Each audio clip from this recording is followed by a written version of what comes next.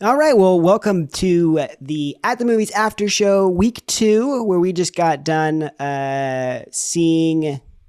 Yes, there's Mark showing it off. We saw Tommy Boy this week.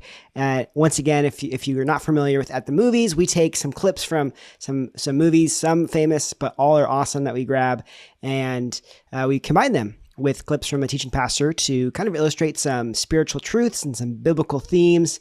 And somehow, some way, Mark, you found spiritual truths from Deep Tommy spiritual Boy. truths. Yes, Deep spiritual. You sound surprised. I'm shocked. Actually, me too. Yeah. So, so when Tommy Boy was an idea, it's one of my favorite movies. Okay, being real honest, gosh, I love that movie. And Almost a quote from the movie, well, right there. Gosh, I love that. man, so then I'm like, okay, and so I watched it once again through the At the Movies filter to go, is that? And then I was amazed, like, hey, wait a minute, there is more to this than what I thought. And a bunch of stuff began to stand out that I had. Once again, you just watch Tommy Boy for not the themes or the depth or anything like that, because there isn't any. But when Evan you does. watch it Evan with that does. lens, yeah, Evan does. But when you watch it, you're like, man, there's a lot here. There is a lot here. I mean, here's a selfish, immature guy, and all of a sudden he gets thrust into this spot where it's like, okay, now it's put up or shut up. And he has the courage to step out. And then you get to the end of the movie, and at the end there's the speech, and we showed in the At the Movies thing. He gives a speech to the everybody who works for Callahan, and you compare that to the speech he gave to the board, and you just see this totally different guy who just kind of grew through this. It's a fascinating thing, and of course he did it Tommy Boy's way, so that made it more fun. Yeah, I love Chris Farley. Chris Farley is so great. He is like a direct line to my funny bone. So, Mm-hmm. um, I have to say though, no fat guy in a little suit clip. Little coat. I was a little disappointed. Fat guy in a little coat. Sorry. I tried, but I just couldn't get it to work. Couldn't find a See? spiritual truth in that one. Right, there you go. See, that illustrates there is there's a lot of hard work that goes into finding the clips, even if the clips aren't always the ones that you like wish they would be. So we're gonna dive into some of like how can we practically apply some of the lessons and the things that you talked about. And if you're listening to this, you should be able to really gain some value, regardless of whether or not you've seen Tommy Boy or seen At the Movies Tommy Boy.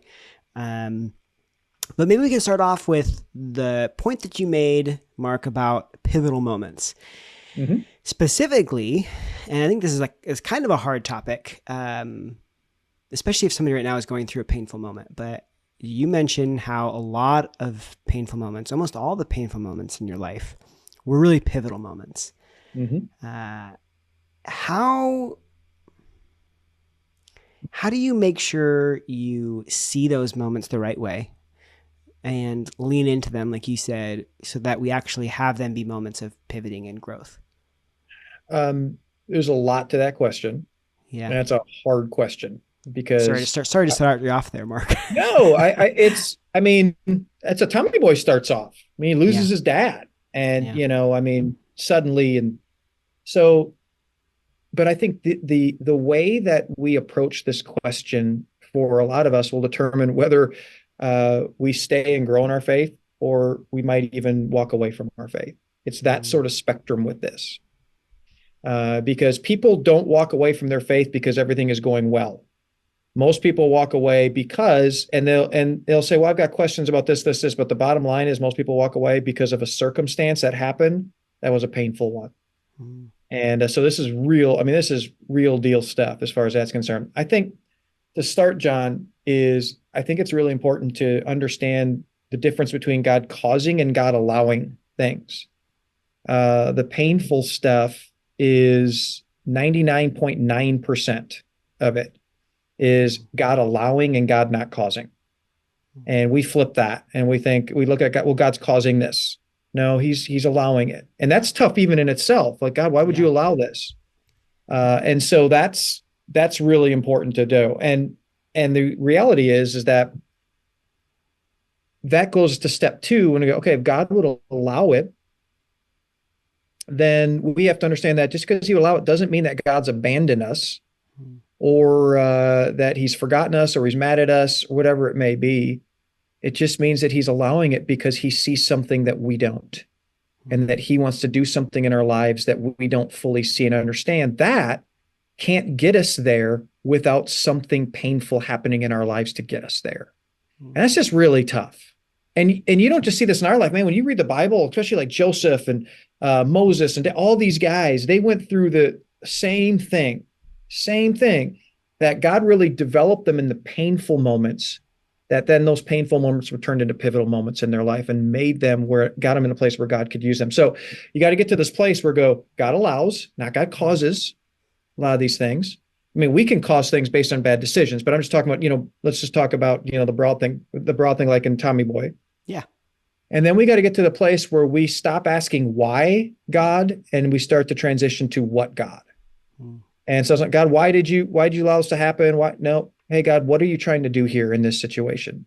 What is it that you're wanting to do in my life? And how can I take part in it? How can I lean into this? How can I lean into you? We got to get there and then trust God enough that the pain will not be a waste. Whether we caused it, it was just random or whatever it may be. So that would be my short answer to a very, very difficult question. Evan, I'm curious, like you're hearing Mark share that. I'm sure there's a portion of that that almost rings true to like, hey, how do you prepare before a painful moment happens so that when it does happen, because I mean, we're going to have them. That's life. It's interesting, our conversation has taken like such a hard turn because, we start with the fun of Tommy Boy, but like there's extreme pain, at the beginning of Tommy Boy. And you think about like the things that you've maybe lost in your life experience. For Tommy, it was his dad. That could be, it doesn't have to be a person, like a death. It could be, the loss of a dream, your plan for your life, the loss of a job, anything. And as we were kind of like putting those words next to each other, I was thinking of how a painful moment is always going to be a pivotal moment, but pivotal doesn't always mean positive. Like that. You can look back and see a turning point in your life of something negative because you allowed the pain to, lead you on a downward spiral. Now, that's not me saying that there isn't any room for grieving or going through something difficult. Struggling, yeah. Mm-hmm. There needs to be space for that. But John, you were kind of alluding to it, just like, what are we doing in our day-to-day, maybe in our faith, that maybe prepares us for the hard things? Scripture would tell us that I'm going to misquote here. I want to give it like the Evan translation. Like, nobody said that following Jesus is daisies and roses. Like, in this world, you will have trouble. Jesus straight up told us. It's in red letters, Yeah. So and look what happened to him. Yeah. Yeah. So just because you follow Jesus does not mean that you won't experience these painful moments. But if your faith, it has you aimed towards your eternal, not destination, like, we're headed for heaven ultimately. And while I know that is the truth, it's like in eternity, God has won the war. I'm facing a big battle at the moment. But when you said positive, you said, that painful term positive, I was just thinking of this word redemptive. That just for some reason that stood out to me, that painful can be redeemed, that God can use to really redeem that in our lives. That's some really good stuff. I know that when you think of, like, you mentioned that word, Mark, and of redeemed, and it just it's hard to see that in the moment. No one wants to hear that message. But at the same time, I think that can be an encouragement before, like where you prepare your mind, say, hey, I know I'm going to have hard things. And so almost where you're like, okay, that prepares you, as you were saying, Evan, of like, how do you kind of respond out of that? And it made me think, honestly, like, no one, when they're like sharing their faith with somebody, wants to say like, hey, guess what? Following Jesus, yeah, it's so amazing and so great. And it's like, well, yeah, we believe that following Jesus makes your life better. But we don't love to lead with, yeah, but your life's also still going to have really hard stuff. And I think there's an honesty that when you're having conversations and sharing your faith with somebody, that you let yourself lean into those moments of like, yeah, and I follow Jesus, and still life has hard moments. And so no one gets a false promise of what they can expect. Yeah. I am not personally myself a poet, or like consider myself someone who writes down really good lyrics or anything like that. But so I really creative arts pastor, right? Yeah, you should call me the curative arts pastor. Ooh, because I nice. Curate, I pull and grab from a lot of other creatives. So consider me creative in that sense.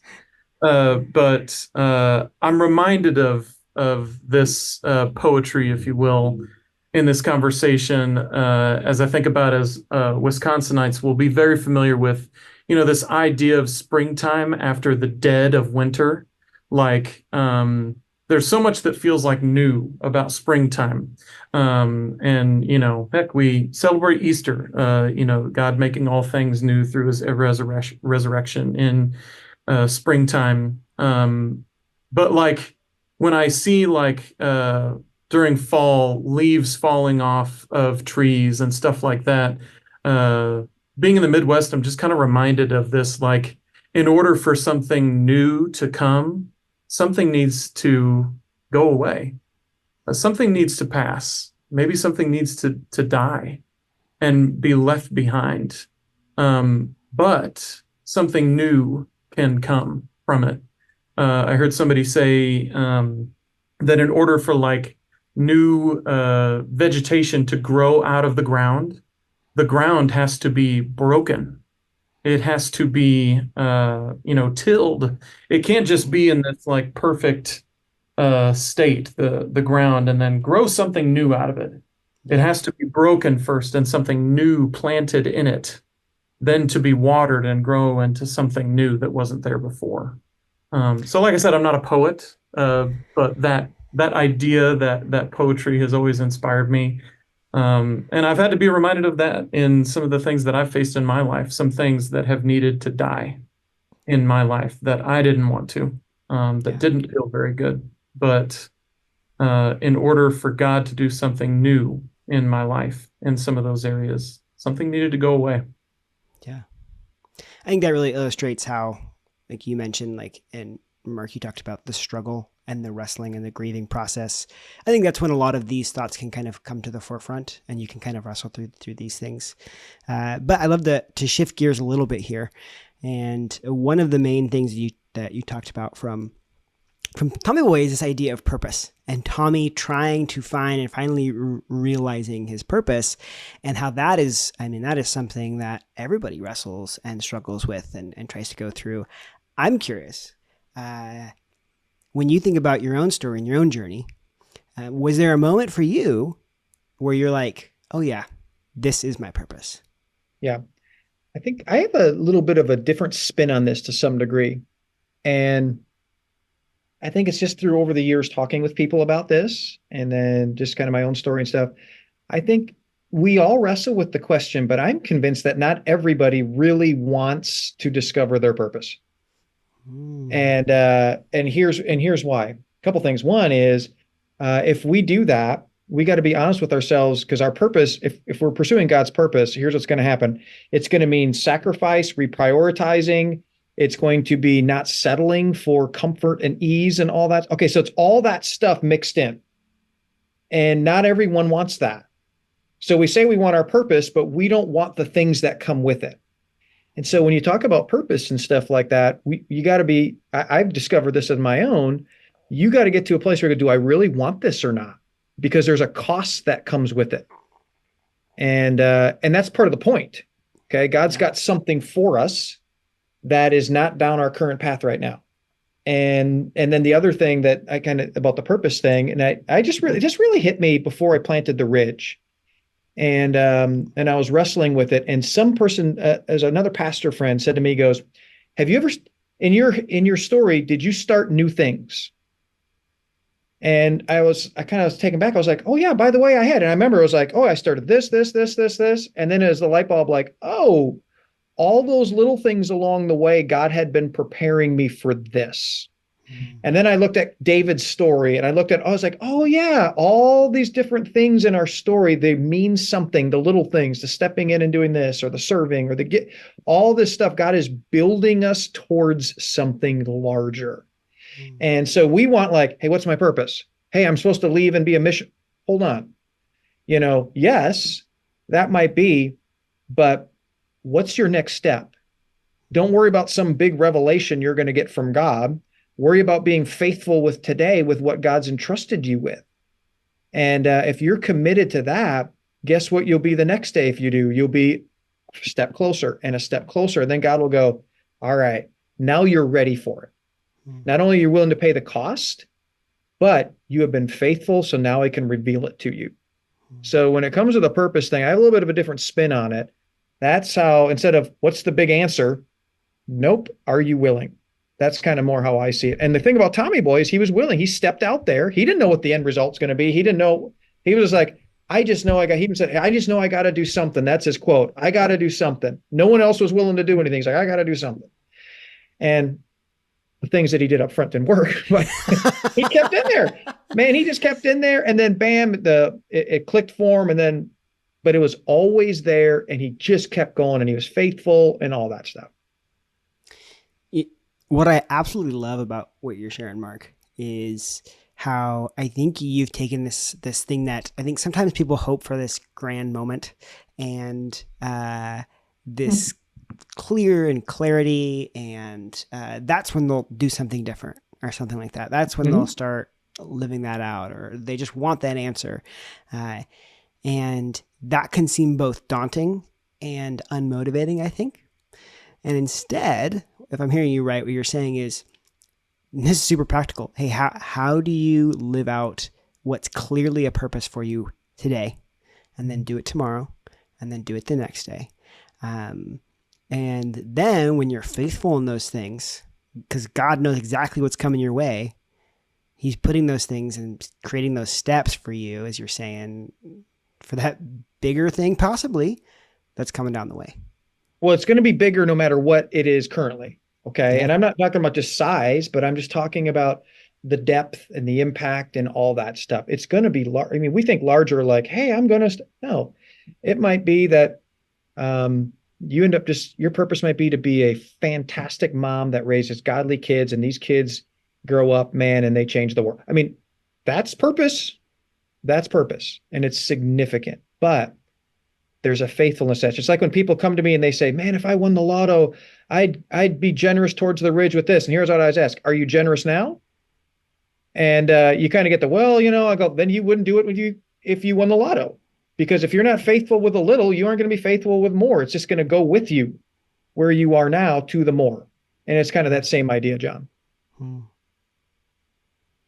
Like the phrase, if you're not content where you're at, you won't be content when you get there. So Evan, win the lottery. That's the well, I don't know what makes you think that I'm going to start giving to the ridge then. So yeah, that's true. It'll have to be you, John. It'll have to be you. Okay, Evan, you start hearing these things on purpose. I think I'm going to ask you specifically on something Mark said when it comes to being uncomfortable, because that's what it takes, a willingness to be uncomfortable. And I don't know if that's something that comes natural to you, Evan, if you're willing to be uncomfortable, or if that's something that you fight for, or something you're like, man, I really need to work on that. But curious, when you hear him say that, what do you think that looks like? Or how do you think somebody becomes willing to be uncomfortable? Yeah. To answer the second question first, and I'm just kind of, I don't know, hitting it up right away out of the question. It's kind of like what we've been saying, like if you're not faithful in the small things, don't expect to be faithful in the big things. If you want to work on your ability to be uncomfortable, start small. Like even get super tangible, like these tiny little things that make me uncomfortable. And I think of people maybe being a little bit more on the introverted scale side of things. I'm a bit more extroverted. Like I go into a room and I don't freak out that I don't know anybody. I freak out trying to figure out who I'm gonna first go and engage a conversation with. But maybe it is just that going into a space where you would normally not be okay with feeling comfortable and just giving it a try. And you don't have to do 50 in a day. Well, you don't even have to keep a list with it, but try small things. And that just kind of like wears down that maybe you call it like a belief statement of yourself. These things make me uncomfortable, or this thing makes me uncomfortable. Find little ways to kind of break that down. And that like personal belief statement just starts to get chipped away at each time that happens. And then maybe when there's a big opportunity to really get uncomfortable, you've kind of stretched that muscle and you're ready to really flex it in that moment. Yeah, I think about how so frequently during like a message, there'll be calls to action or little moments. And I'm sure there's those little things of like, I don't know about that. That might be slightly uncomfortable. That might be a little stretching. It might be a little challenging. Great. That's an opportunity. Like if you want to lean into that purpose, seize those moments where like, okay, I might be a little bit uncomfortable there. That's going to prepare me a little bit better, and not in like a weird way of uncomfortable, but in just maybe a little challenging. Yeah. Something for me personally that I have to get uncomfortable with is doing things that some combination of like I'm not super confident about, or I feel like I don't know enough to do it well. That kind of like go hand in hand there. That usually finds itself in home ownership, and when there are things that need to be done around the house, or vehicle ownership, like the two most expensive things that you own in your life. When something happens to them, you can save a little bit of money by doing them yourself.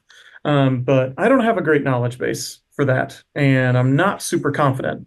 But there is a great resource called YouTube, and it may just build up just enough confidence and knowledge for me to give it a try, to get uncomfortable and go for it. Mark, it's my understanding that you and I have that same propensity, like gifting. The best tools in our toolboxes are our cell phone and our credit card, right? Yeah. What I love about what you're saying, Evan, just listening to you is develop the habit of getting uncomfortable. And because it's a mindset sort of thing. And I love what you're saying. Like, hey, I normally wouldn't try this. Why not try it? And because, I mean, I don't know how you grow in your faith without being uncomfortable. So if you develop that mindset and just those little things, and Jesus will ask us to take little things, I mean, you're ready to go. And you learning how to deal with the tension and all that. I love it. That's really good stuff, to develop the habit in small things in your life of being uncomfortable. Well, and doesn't this sound like something that we say to our kids? Like, what do you mean you don't like broccoli? Like, when was the last time you even tasted it? How do you even know?